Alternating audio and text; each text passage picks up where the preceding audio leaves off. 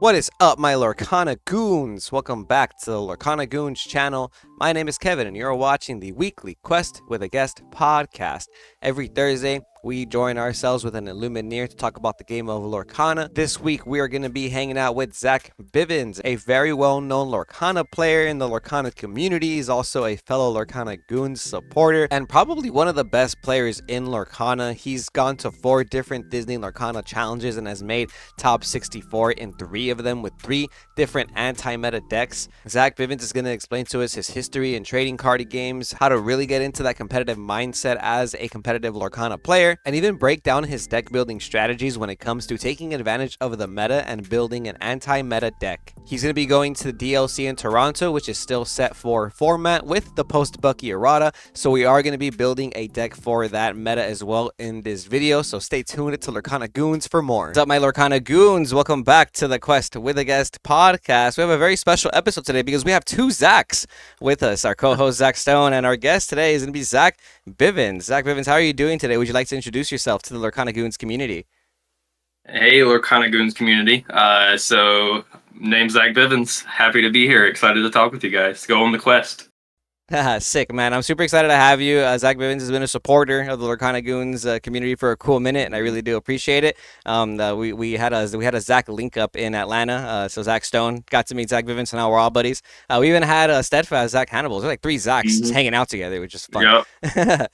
But yeah, man, I just want to pick your brain a little bit. I feel like you and like, you know, I'm not trying to like overhype this, but I really do feel like you are one of the most respected Lorcana players in the community right now. Like your Twitter's popping, and a lot of people go to you. They look up to you for like anti-meta deck lists, for just in general, like an understanding of the game. And you do coaching too as well, right? Yeah, I do a little bit of coaching. I've had to dial it back a little bit right now. Got a lot going on, but yeah, do some of it. No, I feel it. So I know you have a history in trading card games. As you can see behind you, we have some Pokemon championships, as I can tell. There's some medals right there, and then you even have the Yu-Gi-Oh game back there. So like, what's the trading card game history? Oh, you have multiple Yu-Gi-Oh cards. What's the trading? Oh, yeah. What's the trading card game history for you? Man, it goes back to when I was in like 2nd grade, I think.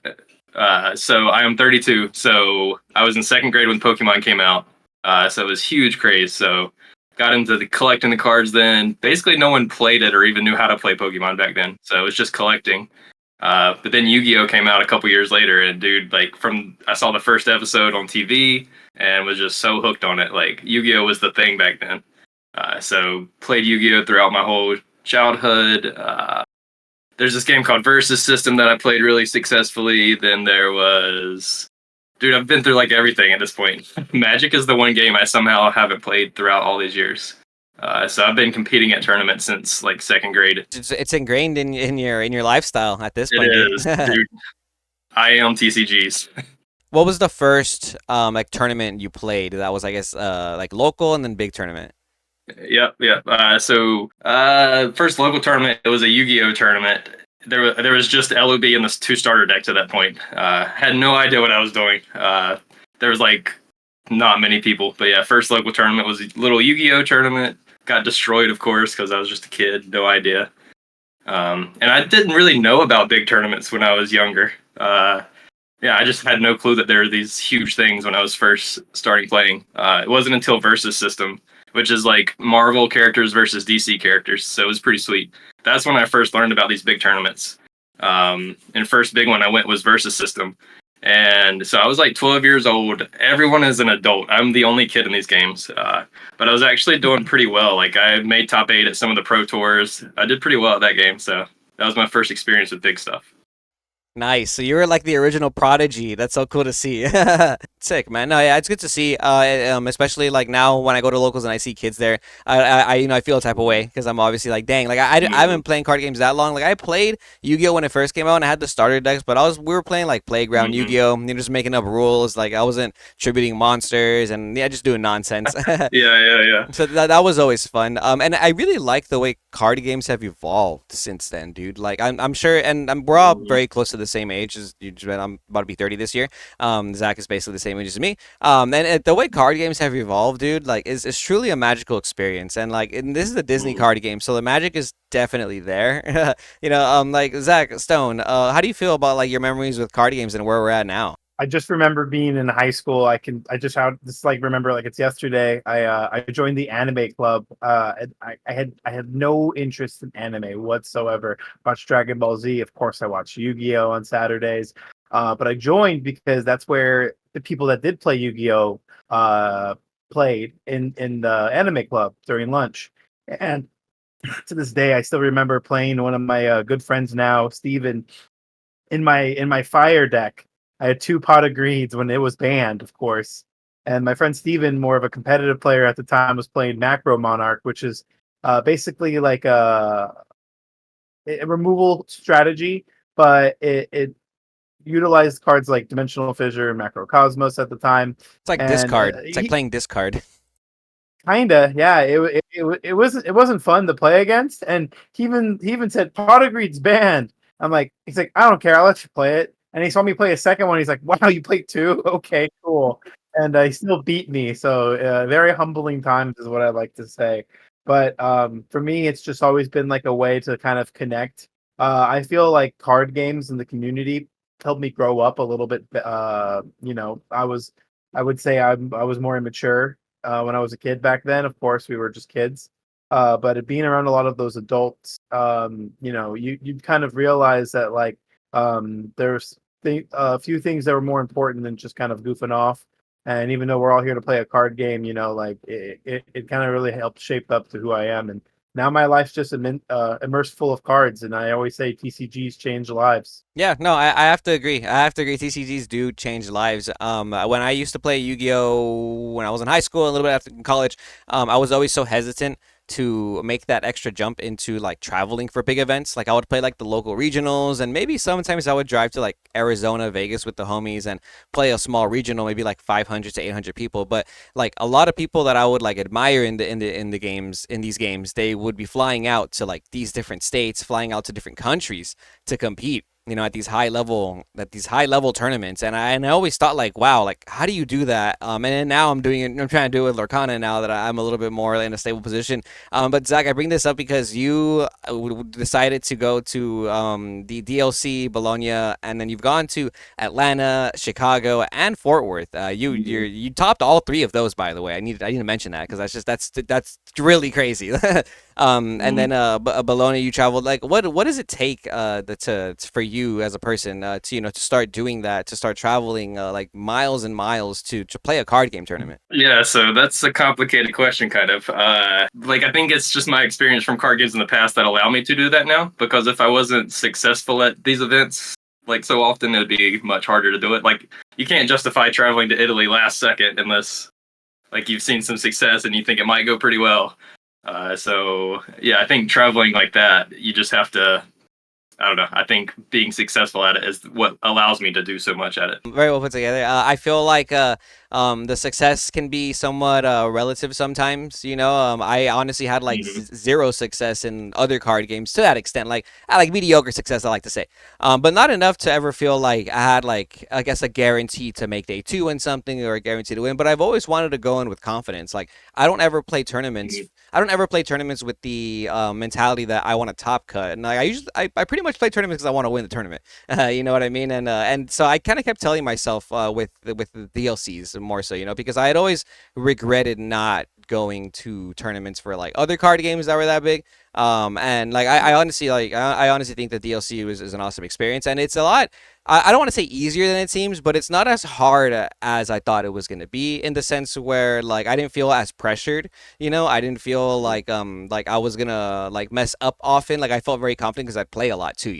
But yeah, I guess that confidence kind of came in the sense because of the community. But yeah, so can you tell us a little bit about your Italy journey? Like you said, you decided to go last minute. You weren't planning on going, or what? Yeah. So I bought the ticket when they like went on sale, just in case, because like maybe there's a chance I get to go. But literally, I didn't have any plans to actually do it until the week of, because I had just got back from Texas. yeah, like I got a busy life, so it was hard to even carve out the time. I didn't know if I was going to be able to do it. But really that week, like, so I flew out on Thursday, and like Tuesday I decided, okay, I guess I can actually do this. So made the travel plans, super expensive last minute. But yeah, that week is when it when I decided to. Yeah, Nice. no, doing something like that, like last minute. I've never gone across the pond ever. So to do it just for a card game, it's definitely one Mhm. of like my goals. Definitely a bucket list. Mhm. You said it was hard for you to make time based on like your schedule. Do you mind telling everyone, kind of a little bit more about yourself outside of the TCG, part of your life? Sure.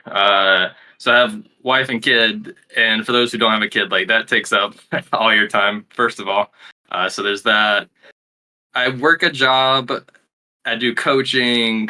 I try to put in more time than anyone in Lorcana as far as play testing and building decks and that kind of stuff. So that's like a full time job right there. I'm working on some other projects that I can't discuss a lot about right now. But yeah, I just have every direction's pulling for my time. So yeah, it's kind of hard to carve out the time out of nowhere like that for Italy, but we made it work. Nice, man. That's the goal. That's commitment right there. And I think that speaks a lot for itself because you're doing a lot and you're able to balance it. Mhm. And it takes a lot to be good at card games, dude. Like some people like to chalk it up to the dice roll. A lot of people like to be Mhm. like, I don't like the 2 game format because without that game three, I can't. Yeah. Blah blah blah. And I've always disagreed. Especially just from the data. Like you will literally see players like yourself consistently make day two. You know what I mean? And then that speaks for itself. That is a skill. That is not someone getting lucky over and over and over again. And you obviously have the Pokemon trophies back there. So like, what are your accolades? Like, how many times have you? How many championships have you won? I don't even know at this point. I love Yeah, that. countless tournaments in Pokemon, all these other card games. I played Digimon, was probably the most recent one before I got into Lorcana. So top 8 and top 4, a bunch of regionals, all that stuff, all that good stuff there. Yeah, I don't even know. You ever play digital card games like Hearthstone or Legends of I Runeterra? I played Hearthstone for like a month. Like I got obsessed with it for like a month, and then made the top rank, and like I was done. Like mission accomplished. As much like I was literally doing nothing but playing that, and then just dropped it instantly once I hit the goal. Like I didn't care anymore. So I get super obsessed and hyper focused on things, and then once I achieve it, like it's it. On to the next. Dude, I'm the same way. Like I did that with Pokemon Unite. Like I played Pokemon Unite for like a Oh week, yeah. for like a week and a half, and I hit Master, and I was like, I'm done with this game. This game is over. And I did that with Hearthstone too. I liked Hearthstone a lot. It just got really wacky. Like Hearthstone became very wacky. Like too many like crazy effects, and I really enjoy Lorcana because it reminds me of that game, but in a much more just community sense. Like something about the game. I don't know. The game itself I think plays very well. The game of Lorcana. I think it's pretty cool. What would you any advice to any players who are maybe transitioning from one game to another, especially right now? There's a lot of talk in different card game communities, kind of comparing prize pools, comparing like competition and stuff. Yeah. So yeah, I think the talk is the prize pool in Lorcana, and it is crazy. Like there's a lot of money to be made, but that's not the reason you want to come into Lorcana. Like it's not sustainable, and the money's going to dry up some. It's not always going to be as crazy as it is right now. Um, like the promos, we've already seen like as more supply hits the market, it's going to drop prices and stuff. So just don't come for the prize pool. Like that's no way to do it. Come because you love the game, you love the community, stuff like that. So I think you need to come in for the right reasons and not the wrong reasons. First of all, um, yeah, I think that's the main thing right there. Just come in with the right reasons, come in with the right mindset. Like you're not going to be successful right off the bat probably, so be patient with that. Realistic goals and the right reasons to do things, I think will go a long ways. Yeah, I'm really glad you mentioned that part in particular. You have to want to play the game. It has to be fun for you. At the end of the day, it's a hobby. And at the end of the day, like at least I don't know for other card games, but at least right now for Lorcana, there's not a single player who's making a full living off playing just tournaments. And the game is still super early, and like you said, like it's just going to be a lot more. The hype is going to dry up a little bit, and we've seen this happen with other card games too. You know what I mean? Like we have One Piece as a reference, and It's a very very great game, and it still has a very big collector base, and the pricing for that is great too.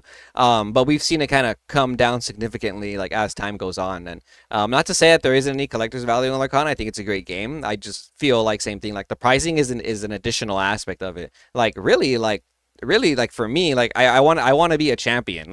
You know, like I want one of those trophies you got back there, but I want it to be like a Mickey Mouse trophy, bro. And, Yeah. and I know you feel the same way, man. So like can we talk a little bit about like that championship mentality? Like what does it take to kind of like to kind of get into that perspective? Because I've seen it from a lot of players. It's just a game, it's just a hobby, but then some people they still want to win like their Ursula set championships. You know, they still want to win their locals, even a DLC. Do you, like any advice to like get there? Like how do you flip that switch in your brain, dude? So I mean, for me, like this is my life. Like I want nothing more than to win one of these DLCs, win the world championships, all that. Uh, so it's kind of hard for me to give advice. Like I don't want you to be like me because this is all I care about. um, and I don't care about like set championships and stuff like that. Like the local people around me saw me playing the most ridiculous, stupid decks. I would go like 2-3 at set championships because I was testing random crap. Because I do not care. Like I punted my set championships to try to win the DLCs, and it worked out pretty well in Texas. Like I came into the green yellow deck, good list, and all that. So for me, it's just eyes on the top prize. I only care about the big tournaments. Uh, but I think if you're coming into Lorcana, you need to have realistic goals. Like for me, I've been doing this my whole life, so I expect to do great. If you're newer or whatever, take it a step at a time. There's always steps to doing this thing. You're not going to just come in and win your first tournament. So you have to realize that and don't just quit when you lose. It's going to happen. Everybody loses. I didn't make day 2 in Italy. Things happen no matter how good you are, no matter how much you prepare. So you have to stay positive with that and look at it as there's steps to doing this. Yeah, it's a journey. It's a journey, right? That's how Mhm. I've always felt about it too. Definitely steps to doing it. It's not as easy as it looks either, and yeah, you can't win them all, dude. And I want to emphasize that what you brought up right now. You made this tweet earlier in the week, kind of talking about the overall like feelings of like not winning it, not being able to, I guess, meet your goals and TCGs, and you made a big reference to sports, which I thought was really important. Yeah. Yeah. So I'm not gonna read the whole tweet. I'll post a picture of it. You guys want to check it? Be sure to go follow Zach Vivens on Twitter. But basically, you compared it to sports, and like to break it down, a lot of it was saying that it's a journey, and even when you lose, like even when you don't necessarily succeed or meet those goals or accomplishments, you're still learning. Like every single experience is a step in that process, and you're not necessarily failing, right? Because a lot of people like to look at it like, Right. oh, I failed in this tournament, like, and then, but I really want to hear it from your voice. Like, can you explain like your perspective of your experience of YCS Bologna not making day 2 and how that isn't a failure? YCS, huh? I mean, sorry, Deal. He did that. He's done that again. This is the DLC, yeah, second time. DLC Bologna, DLC Bologna. Oh my god, yeah, DLC Bologna. I gotta get Yeah. that. So it would be really, really easy to look at my Italy trip as a failure. So I waited last minute to decide I was going. So it was kind of expensive to go. So, and I didn't make day 2. So you can look at that as a failure if you want. But I look at it as I gave myself a chance to do it. Like I actually went and tried, and I'm not going to be negative on it. I played the deck that I thought was right, and it got second place and arguably should have won. So I know I made the right deck call, so I'm not going to look at that as a failure. I was 5-2-2, like that's pretty good. So the fact that I went and didn't make day 2, I'm not going to look at it as a failure. I'm going to look at it as I gave myself a chance, and it didn't work out that time, but it's just going to be like that sometimes, and it is what it is. Like I tried, as long as I tried the best that I could, which I did. I'm happy with it. It's if I didn't give it the maximum effort or something like that, where I would actually look at it as a failure. But no, it's just part of the process. You don't win a championship every year in sports, so You cannot win them all. And I like what you also said too about just kind of like having like a very high expectation for yourself or a higher standard than other people have for themselves. Because I can relate so much. I don't know how to tell people when they're like, oh, I got 40 points at Fort Worth, and they're like, oh, good job. I'm like, oh, yeah, yeah, no, it not doesn't so feel much like for it. me. Yeah. Not so much for me, no. And the accomplishments that I had for other card games has slowly shaped my mentality. I remember the first Mhm. time I got what is called like a top at a Yu-Gi-Oh event. and it felt so good. I didn't really like think of myself as like just a better player because of it. Like I knew I had that in me at a certain point in the game, but just kind of having these results on paper and getting so many tops just made me hungrier for a win, which I was never able to Right. get. And so that's just kind of like my motivation is that like for people on their day one, day two, first week, first month, it's totally fair to just kind of be, happy with the results if you are noticing improvements, I would say. It doesn't really matter if Yeah. you're not winning, is as long as you notice improvements in yourself, you understand that you're just always getting better, I think is just a number one like factor there. Also too is just like you talked about just it is looked at as a failure in other points of views, but even Zach Bivens, guys, is still learning things to this day. So you can Mhm. always get better. To those that are watching that feeling like they're just down on their luck, that they're just not doing well. You know, I'd hate to even argue that like deck choice might be a factor for some people's results. Zach Bivens is proving that you can play different decks and still, shine bright. But all in all, just making sure you're at least trying and holding yourself accountable at very least. So yeah, I'm really glad you said that. Thank you. Yeah, accountability is a big thing. Like no matter what happens, just assume it's your fault. Like literally, if I didn't make day two, so it's my fault. Like you just have to. You don't blame luck. Don't blame anything else. Don't in between rounds. Don't go up to your friends and say, "Oh, you got so lucky. This is the only reason I lost." Blah blah blah. Just say, "No, I lost. Move on. Go to the next round." Nobody is even listening when you're complaining to them. Like just don't complain. And I love that mentality, and it's not to shoot anybody down on their accomplishments either. By the way, I know to people like us who like we hold, like Zach said, we hold ourselves to a certain standard, and then you had mentioned your eyes on the prize to win a DLC, and you're using said championships as like a learning Mhm. experience for testing. I did the same thing, by the way. I played fun decks at set champs, but I also just really wanted to test like what would you be able to play like during like this format or whatever outside of just the basic meta. And like and same thing, and it's not to say like, oh, if you're focusing on the little stuff you're not up there. It's just more like, kind of put yourself into a reasonable perspective. If it's your first month, if it's your first card game, like don't feel so bad that you didn't necessarily meet the goals right then and there. Like I lost the Mickey match, and it still hurts me, right? But every time I think about it, I tell everybody, if I would have won that match, it would have been too easy. Like it would have been too easy for me. Like my journey would have been too easy, and that's not what life is about. Like Mhm. literally, like life is hurdles, and life is practicing and learning, and and it's about being perfect on your day, and also having a little bit of luck on your side. And it just wasn't my day. But I'm never gonna like sit there and think like, oh, like I was in control. Like I'm never gonna sit there and think like, oh, I'm never gonna be able to get there. Like I'm just gonna keep trying and trying, and I'm gonna look back at my matches and look back at my mistakes, and like even losing that match, there probably are some things that I could have changed. And even when I was playing, like both me and Josh, I lost to Josh, we were kind of doing banter, and we were like, oh, like Josh was like, oh, I top deck, and I told him like, no, you didn't, bro. Like at the end of the day, like you played your deck to the T. I tried to play my deck to the T. I'm sure there was decisions that I could have made differently to change the outcome of this game, but I just didn't make them. You know what I mean? And at the end of the day, you made them, and I you always got to give credit at the end of the day where credit is due. Like I feel it too, man. Like I've never been too excited to hear people say like, oh, I lost because of the dice roll, and I'm like, are you sure? Are you sure you lost because of the dice roll, buddy? Like there was 9 rounds in Swiss. Are you gonna tell me all the like most of those rounds were unlucky for you? And I tell people all the time, like, yeah, when you lose, just accept that it was more than likely your fault, which isn't a bad thing either. It's just about learning and understanding, and trying to piece together every turn. Yeah, and card games are so nuanced. It's hard to get to that point. But yeah, I really do appreciate you saying that. To kind of not let it get to you to that point where you're gonna blame outside factors. Accountability. Yes, Mhm. hold yourself accountable for your losses. Yeah, it's huge. Yeah, yeah. Zach Stone, you mentioned how Zach Vivens has been just playing a bunch of different decks at these DLCs. Zach, you finished in top cut with with Emerald Amber, Amber Steel, and with Amethyst Mhm. Steel. 3 different decks that you finished in top cut Yeah. with. Do you just practice every deck, or what goes into your deck your deck choices? So I'm just trying to like exploit the meta in any way I can. So like you can kind of after you've played all the decks X amount of times, you can see the weaknesses, like where you can hit them at.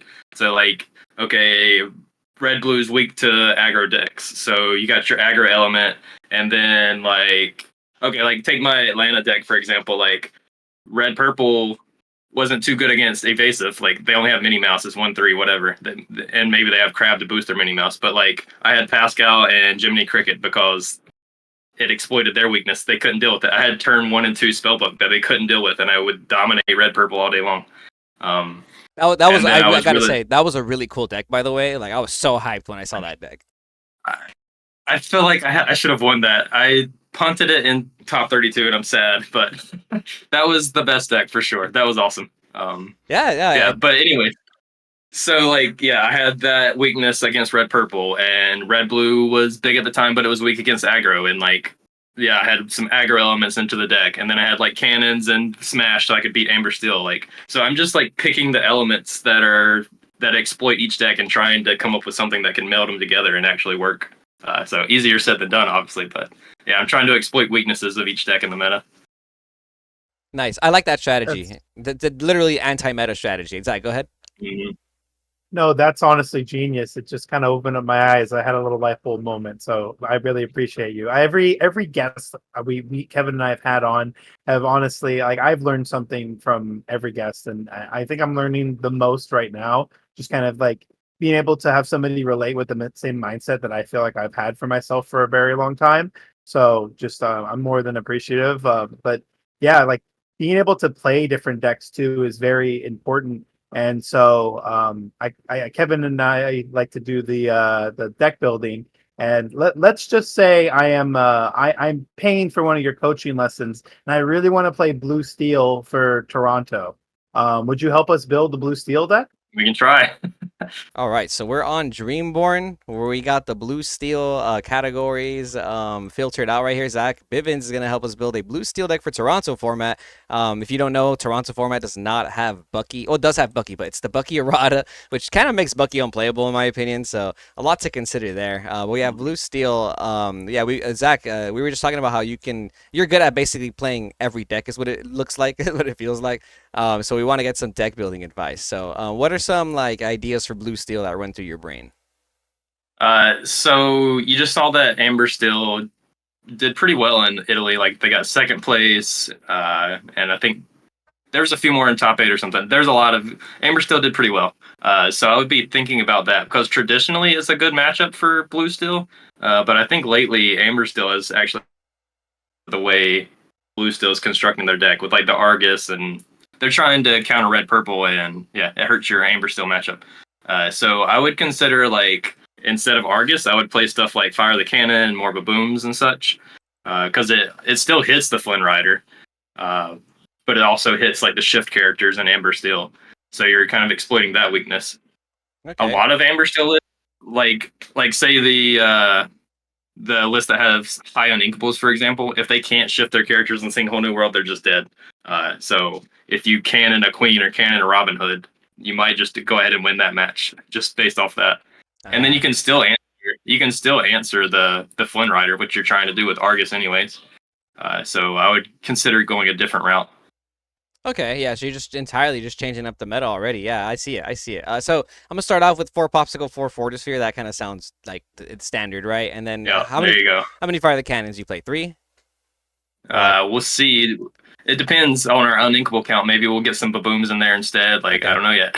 But some cannons and Babooms. All right, we'll start at 3. Do you develop your brain in this deck at all?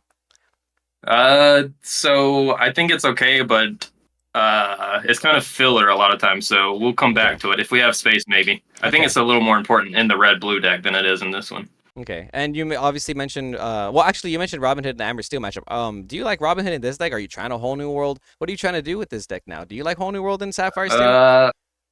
Yeah, I think it's too good of a card not to play. I think it's I think it's a little silly not to play it personally. Okay. I'm the same way. The card says draw 7, it's pretty good. And with that being said, I think we need to play the Robin Hood Goons and the Robin Hood Shift target, right? Because we want to be able to Whole New World as often as possible. Maybe I'm not sold on the Robin Hood, but maybe it's certainly a good card. Okay, interesting. Yeah, see, I just gravitate towards mini plays. The first choice we have to make with Blue Steel is do we one jump or do we Mickey Mouse? Okay. Yep, that is very true. Yeah, and I do love one jump. Hmm. Like I they do agree. different things. Mickey Mouse is kind of solid in the red purple matchup if they're playing the B King Undisputed, because you just have a random mouse laying around that you can discard with that. But if the lists are more towards like what Ed was playing, where there's no B King, there's no Tremaine, then one jump is clearly superior in my mind. So I would just lean towards the one jump for now, seeing as that red purple list just won and didn't have the stuff that we would want the mouse for. So I think one jump's probably the way to go.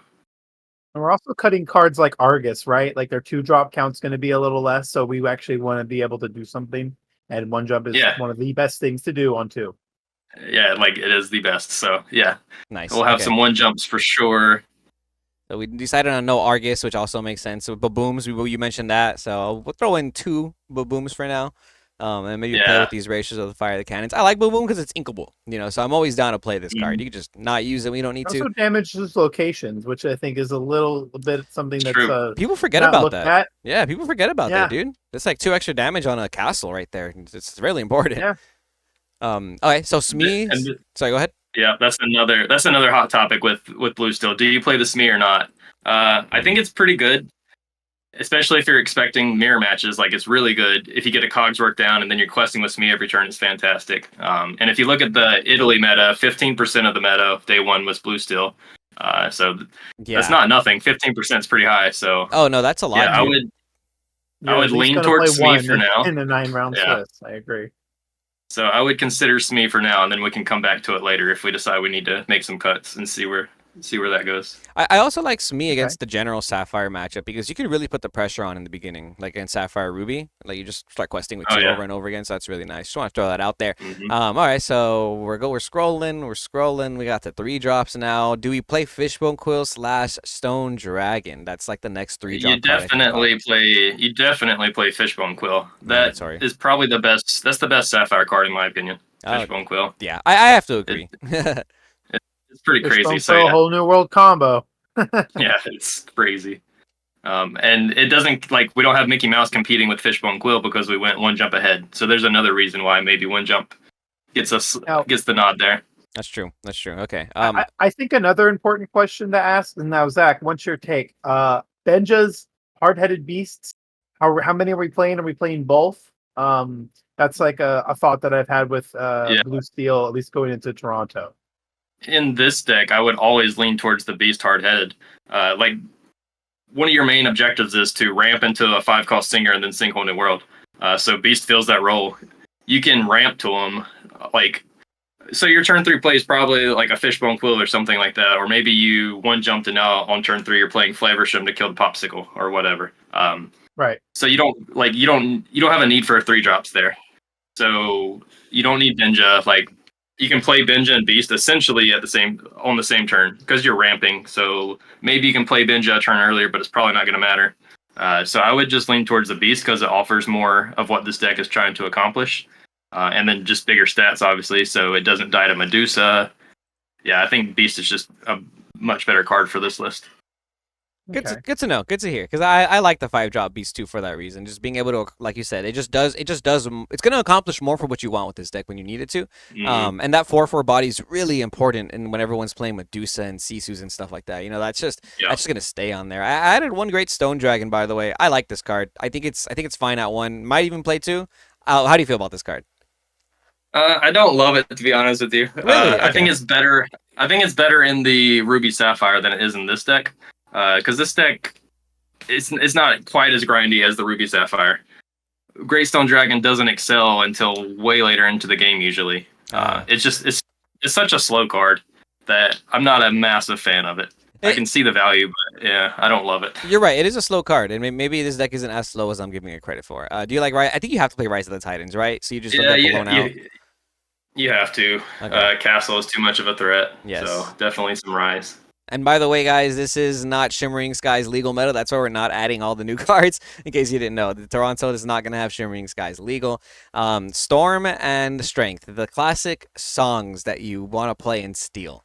Yeah, they don't really fit this deck so well. You're ramping Right. so much. You can play the bigger songs pretty easily. Like the reason those are so good in Amber Steel, like you have Cinderella, and you don't you're not ramping. Like you can sing so much better with the other deck. So I don't think they make as big an impact in this deck. So you just play none?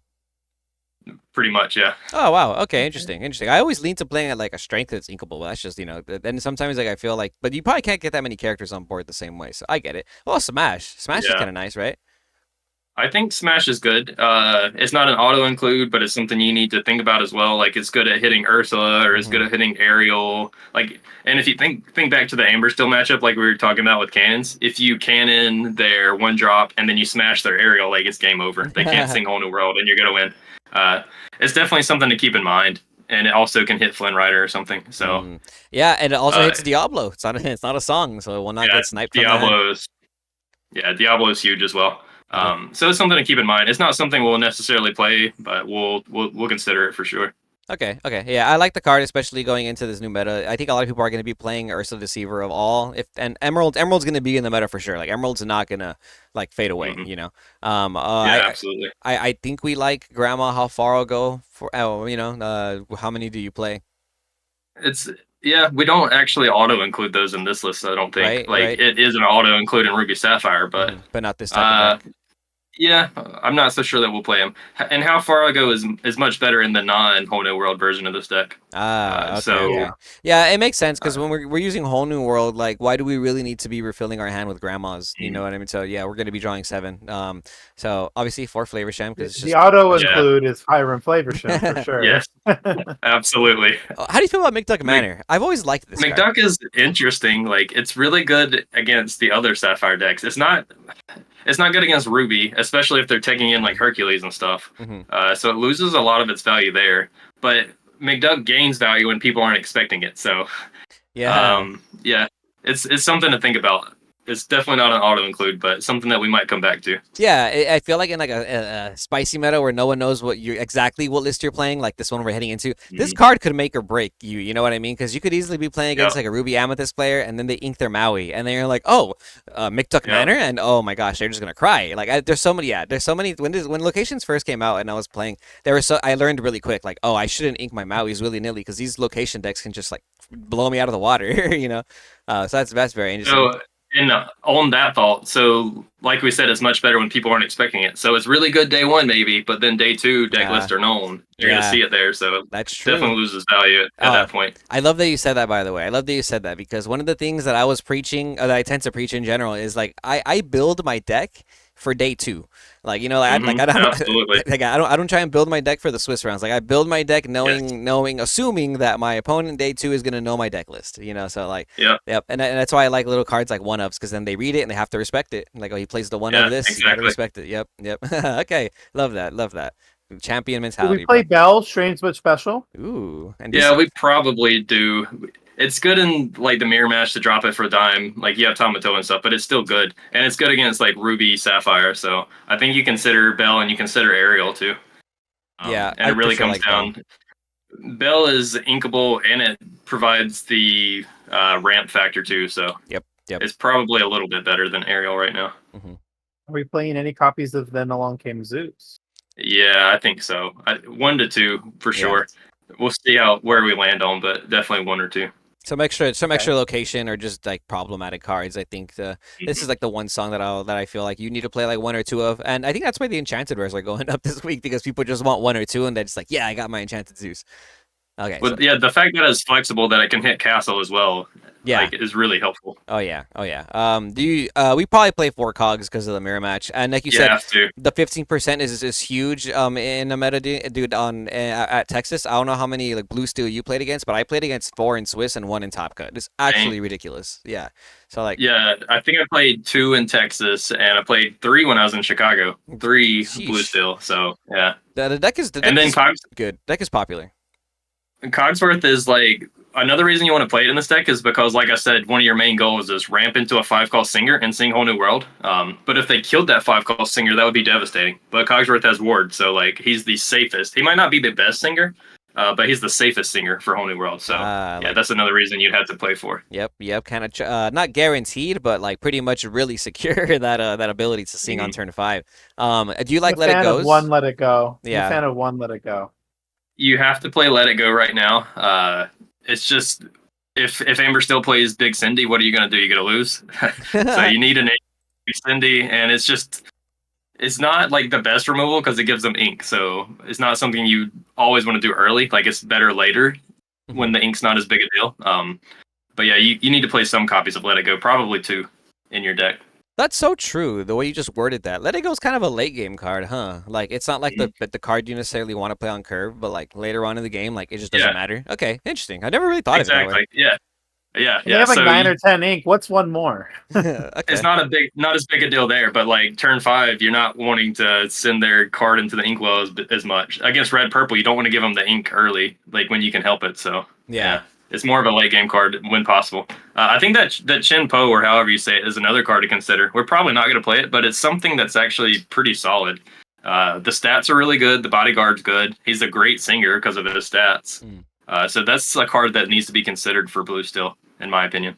Yeah, I've seen a lot of people play this card last format, or I mean this format currently. It's a good card, great card. This, any character with 4 strength is just like, insane, you know. And then having that 7 willpower is even scarier.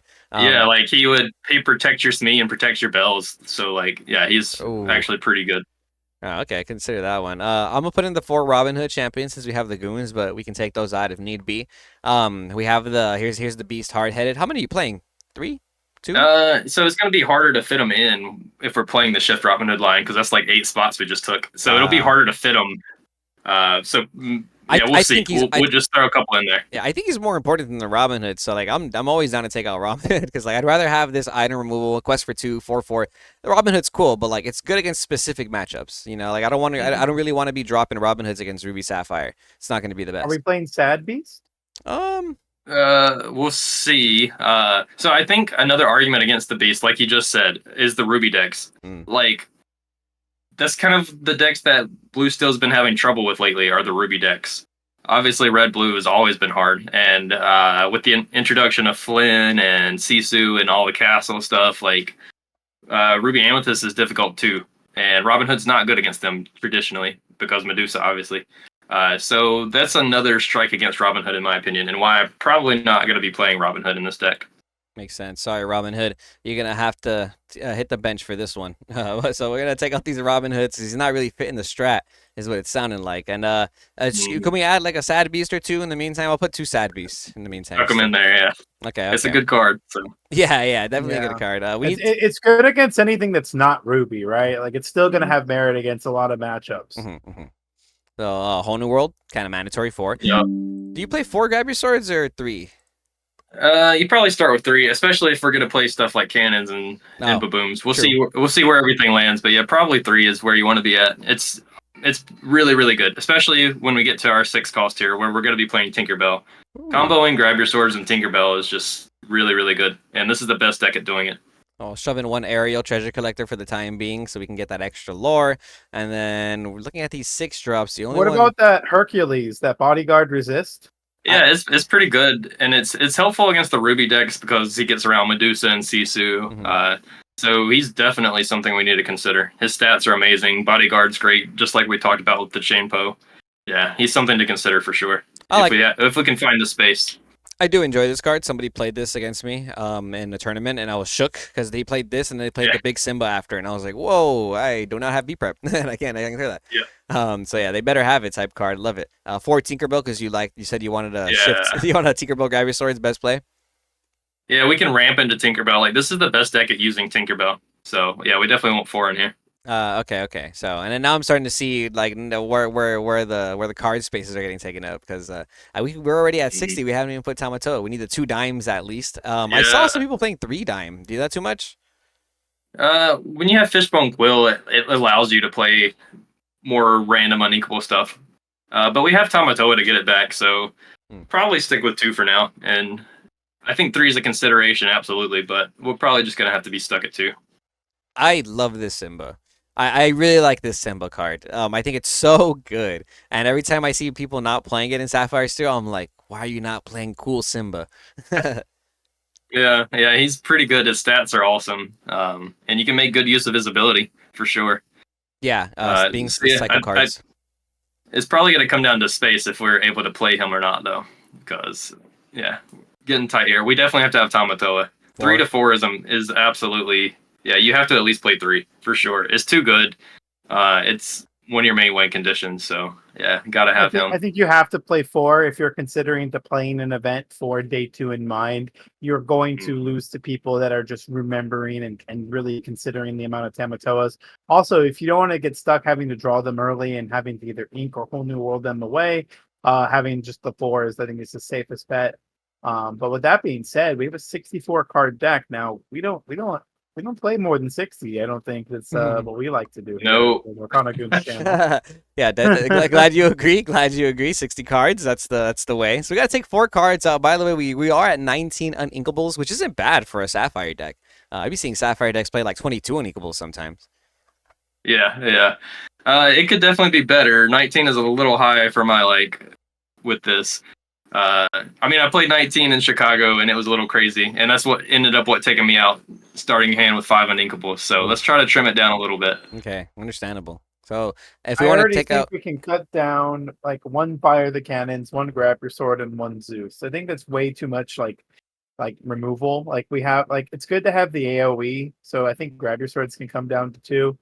But I'm just not. Yeah. I'm not a big fan of the Zeus because it's on 4. You don't really want to be singing with Hiram in this deck. You play a lot of items to be able to get rid of. So it makes sense to maybe cut it down. What other cards do you guys think we can trim it down to? So I think I would keep the 3rd grab your sword. I think it works so well with this deck. You ramp you get your singers out so easily to be able to sing it, and it combos with Tinkerbell so well. So I would keep 3. I'm okay with going down to 1 Zeus. I think we could take out maybe 1 Bell or maybe 1 Smee. For me, like I'm taking out the Aerial. It's an amazing card. It's good against Ruby Sapphire, but it's uninkable, and you have the bells. So like, I don't think I'm going to play the Aerial personally, just to cut down on the uninkable count. Do you think 3 bells is perfect? 2 or 3. I think 2's fine. I don't think you need the Sad Beast. Are they still in here? Yeah, we got 2 Sad Beasts in here. All right. If we're looking for 1 cut, that's my 1 cut right there. Easy. Just take them both out. We'd be at 59 cards now, but we can actually pump up our Mad Beast to 50. So now we have to 3. Would you play 3 of this card? If you want to, yeah, it's fine. It's good against the other Sapphire decks, so it doesn't hurt. I in my personal opinion for the Toronto meta is that you're going to see a lot of Sapphire decks. I think a lot of people like the idea of playing Sapphire, especially if people were going to like transition to like Amber Steel, because like you should have a good matchup against Amber Steel playing Sapphire stuff for the most part.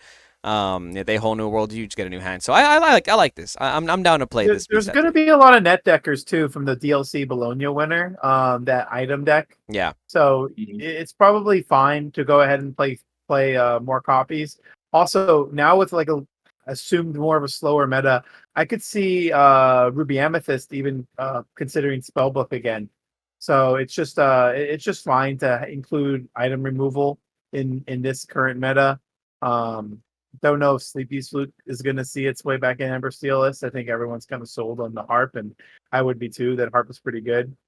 But yeah, a hard-headed beast definitely seems like a good enough call, and just having an extra Singer 5, you can't go wrong. Like comboing it with the Grab Your Sword Tinkerbell combo, or just spitting out any other additional copies, or sorry, any additional cards from your hand and singing a whole new world. So yeah, let's go ahead and do some mulligans here. If so, Zach, let's just assume we're on the play and we don't know our matchup. What would we want to keep and throw away everything else by? So I am definitely not a Sapphire Steel expert. So I might not be the best at mulliganing with the deck, but let's see. So you said we're on the play and we don't know our matchup? Correct. So I think Smee is the obvious keep here, but honestly, I think I'm just shipping 6 cards here probably to get to the 1 jump, get to the Popsicle, get to the Flaversham. See, this is what this is what I like. But you just said you're not a Sapphire Steel expert, but like I'm already like I'm just like a bad player at heart. Like I want to keep Whole New World because it's Whole New World, but but obviously I don't think you can ever keep Whole New World with this hand. If you had some ramp, then maybe you keep it alongside the Cogsworth or something. But so I'm never gonna keep Whole New World unless like I have the clear route to singing it. So like if I'm keeping Whole New World, I'm also keeping Cogsworth here. Like I don't know. Okay. I don't want to keep it here unless I've got the clear path to it. I feel it. I feel it. Zach likes to say that I get tunnel vision. Like I look at something, and I'm like, oh, I need that. So which is obviously not the way you want to play the games all the time. So we ended up getting two flavor shim, two popsicles, another Cogsworth, and the whole new world anyway, which is very nice. Obviously, Yeah. turn one, you're gonna ink something, play a popsicle. What do you ink? Let's see. What are we inking? So we're trying. We need to get to some ramp. So we probably need to keep both popsicles just to look for some ramp. Like the sand is great otherwise. So I probably ink one of the flavor shims. Okay, yeah, I was thinking the same thing. You ink a flavor shim and try and go from there to dig into. Maybe you see a one jump after you play this mean you can sing it or something. But yeah, being able to ramp into the Cogsworth whole new world, we're missing one piece of the combo, and that's all you need to find. Mm-hmm. And you also don't give up information outside of either Ruby Sapphire or Sapphire Steel, because Hyrum and Popsicles are just in both of those lists. Yeah, you ink a blue card, you show a blue card, your opponent doesn't know what you're playing, and that's super important, bro. I've played so many games where like after the game, my opponent's like, dude, I didn't know what color combo you were playing until like turn 5, and I'm like, yeah, it's because I kept inking purple cards and playing my purple cards on purpose, or like, yeah, because I chose to play Olaf instead of playing something like Minnie Mouse because I'm inking purple cards. Very important, very important. So next mulligan, we have kind of a not my favorite. We have two Tamatoa, a Smee, Lucky Dime, Grab Your Swords, Let It Go, and Tinkerbell. I kind of just wanted the same thing. Yeah, and so like I said, I'm not an expert. Maybe you need to mulligan a little more conservatively with this deck because you're unequal count. I don't know. But for me, I would keep the Smee and mulligan 6, go for the ramp. And maybe even someone would say you mulligan the Smee too because the ramp's more important. But yeah, I'm just going to keep the Smee at 6. Let's see if we find some ramp this time doing the same strat. And we did not find any ramp. You know what? I'm starting to think that the second strat might be correct. Maybe we just don't keep Maybe Smee. so. Yeah, maybe we just don't keep Smee and try and see the. Maybe so. Yeah, and we're not experts at this deck in particular, but I like that we're bouncing off each other, and I do think this is what you should do as players, guys. If you have homies, you have friends, you have circles in your local community, like get together, build some decks, run some mulligans, play some games with your hands open, really start to question your guys' your theories and stuff, because yeah, it goes a long way. We opened up double Grab Your Swords, Flavor Sham, Fortisphere, Popsicle, Smee. So it's looking like we have the same strategy. We're just gonna ink cards and draw cards until we can ramp into our AoE, right? Yeah. It depends on if we know our matchup, if we're on the play or draw. Because if we're on the play and we don't know our matchup, I don't know, maybe I ink Smee so that I can play all 3 of these draw items and try to get to some ramps. Or maybe I know what I'm playing against and I feel like I need the Smee, so I ink a Fortisphere. Yeah, there's a lot of information. Yeah. If we can make different decisions. But we have to keep the flavor shim, obviously. And obviously we're going to play like Popsicle turn 1. So, yeah. 2 grabs in your opening hand is not great. Yeah, definitely not. But like you said, the information there is very important. Obviously, if we're going blind, we don't know. But if you're in top cut and you read your opponent's deck list, you're playing against a deck like Ruby Sapphire. Maybe you do want to play Smee early to keep the pressure on, or maybe you're playing against an aggro deck like Emerald. You need that Smee to contest their board. But if you're going blind, there's certain things you have to consider. Let's say you keep the Smee on turn 1, and then you see your opponent ink like an Emerald card. Then you're gonna really want to keep that Smee. But let's say you see your opponent ink a Sapphire card, you can consider, well, maybe this might be a slower game. Maybe I can afford to get rid of my Smee, just keep drawing cards. Maybe I don't need that. So, yeah, the information there is super crucial, guys. Super crucial. Let's do one more mulligan. Sapphire Steel real quick. Okay, I like this one a little bit more. Hey, we got some ramp this time.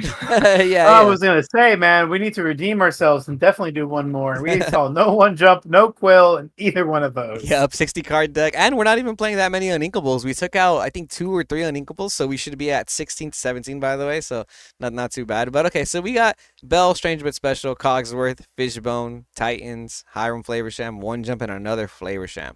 So I'm very inclined to want to keep the ramp and the Flavor Sham and just get rid of everything else I'm thinking. Yeah, so that's like my intuition too. Like keep the 2 ramp and the Flavor Sham. You don't have a Popsicle or Fortisphere, which we really want. So yeah, I would think you would just keep those 3 and get rid of the rest and try to get one of the turn 1 place. Yeah, we play 8 of those draw cards. Let's see if we get one. Bam, we didn't. We did not get one, but we have we're going second and we're going to draw one. So yeah, there you go. This time we're going second. We don't know what we're playing against, and we're going to draw one. That's perfect. And we do have the Fishbone. Zach, are you a math guy? What is the percentages of not finding like a card that you play 8 copies of out of like your first top 10 cards? Yeah, it depends on how many you're mulliganing. Like if you're literally mulligan 7, it's like I think it's like close to 60% that you'll get it. But mulliganing We 4, kept three I don't know. cards, right? We kept three, Yeah, so I'm not. 11, top 11. You kept 3. Yeah, It is what it is. It happens. You know, like we were saying, sometimes it has to be your day. But obviously, you know, there was those 2 mulligans where we kept Sami. Maybe if we would have gotten rid of Sami and those mulligans, right. we would have had the ramp that we were looking for. You know, so there's a lot of things to consider. And maybe we shouldn't have kept the fishbone there. I really don't know. That too. Yeah, I'm not the expert at that deck. That's So. it. No, but I do appreciate going into it. Regardless if you're an expert, dude, you're an excellent player. Excellent player. You know, Yeah. just hearing your thoughts immediately. We literally just built a deck that you're not an expert on, and hearing your thoughts on the mulligan, I'm like, oh yeah, he's right. That's exactly how you're supposed to do it. You know, and that says a lot, man. Like me personally, I have to learn by experience. I literally have to lose. I have to misplay for me not to do those misplays again. So I have to practice a lot when I play these games and tournaments because I don't want to make the same mistakes twice. You know what I mean? And then like so, and I do admire people like you and even Zach Stone too. Like sometimes you guys look at the game and you say stuff, and I'm like, hey, like I didn't get a chance to think about that yet. Chill, like you guys too fast. I think that's really important, man. It's testament to who you are as a player. My goons, if you want to follow Zach Bivens, please follow his Lorcana journey on Twitter. Zach, you have a YouTube as well, Lorcana Castle, if I'm not mistaken. That's what it is. So please check out his YouTube. I know you have a lot of stuff planned for that too. One of the best players in the game, one of the best minds in the game, consistently taking anti-meta decks to these DLC tournaments and showing us results, showing that you don't have to play just the meta standard list, that you can adapt to the meta, you can break the meta like you've been doing. And like I admire that, man. I really want to do that too. I tried to take Blue Faucet to my set champs and I got whooped, and I was like, dang, I don't know how Zach Bivens does it. Yeah, Blue Faucet ain't it, man. No, just not yet. Just not yet. But you know, I think we'll get there eventually. Blue Faucet He believers. says this. He says this because he hasn't read set 5 cards. It's, Oh yeah. There you go. I don't know any set 5 cards except for Pete, which is absolutely broken. Pete is pretty good. Pete is a pretty good card. I'm thinking it won't shape the meta the way people are afraid it is. I'm more terrified of Daisy Duck, bro. Like I think Daisy Duck is a little more broken. But that's I don't know. Pete's the scariest thing to me. We'll see. Yeah, well, we'll see. Since we are talking about the future of Lorcana, are there any Disney IPs that you're fond of that you want to see personally in the future of the game? So Toy Story is like my favorite thing. So Yep. I need that Enchanted Buzz Lightyear, man. I need it, and the Zurg, Ooh. Woody. I just need all the. And then let's get an Enchanted Lightning McQueen while we're at it. Love it. I would love to see that too, man. I think the first cars I saw it on my birthday. It came out very, very close to my birthday. So yeah, thank you so much, Zach. As a fellow Zach, you know, there's not too many of us, but in the Disney Lorcana community, I've met a couple of them, and honestly, you know, very very grateful to get to know you more. This is Quest with a Guest podcast. You can lore for more. So stay tuned to Lorcana Goons. We'll see you goons next time. All right, peace. Thanks again, Zach. Yeah, man, for sure. Real quick, wait, work one more. Zach, do you have any shout outs to give out? I'll edit this part in. Do you have any shout outs to give before we end it? Yes, so Lorcana Villain has helped me a ton, so I really appreciate him. I have no idea. That's why I haven't posted in like 3 months on YouTube. For one, I have absolutely no idea what I'm doing. But he helped me a lot getting that started. He's just a good dude. So him for sure. And I saw his podcast with you, and he showed his Mechanical Chaser. So I want to show my prized Yu-Gi-Oh card. So I've got a first edition LOB Blue Eyes. You can't even see it. No, yeah, but yeah. No, that looks clean, and the little hieroglyphic case too. Sheesh, nice. There you go, true duelist. I gotta get my first ed Dark Magician girl from MFC at the booth at Frank's. Nice. All right, I'll flex on you too, man. I've got the first edition cool. LOB Dark Magician too. So. Oh my gosh. Wonderful. For all you that are not familiar with the Yu-Gi-Oh IP, Dark Magician and Blue Eyes are just iconic cards. And honestly, most people are probably hearing me now saying, "I know what those are. Move along." No, yeah, okay, sick. Fellow duelist, we appreciate you, Zach Bivens. I really look forward to seeing the rest of your Lorcana journey. Please, my goons, follow his channel, follow his Twitter, and we'll see you goons next time.